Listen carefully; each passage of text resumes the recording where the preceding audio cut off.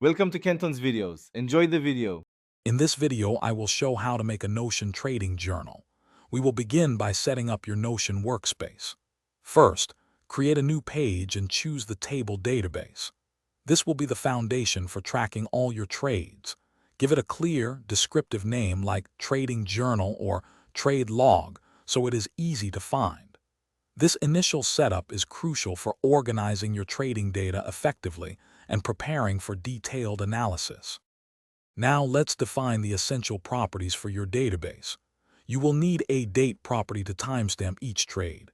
Include text properties for the asset symbol and number properties for entry price and exit price. Don't forget quantity and profit/loss, both as number types.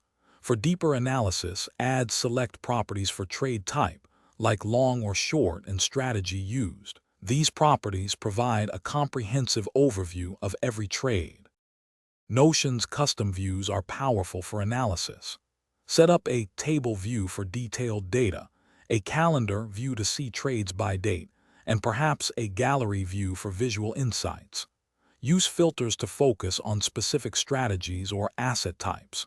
You can also create formulas to automatically calculate key metrics, such as your win rate or average profit per trade. This allows you to quickly identify patterns and understand your performance across different dimensions.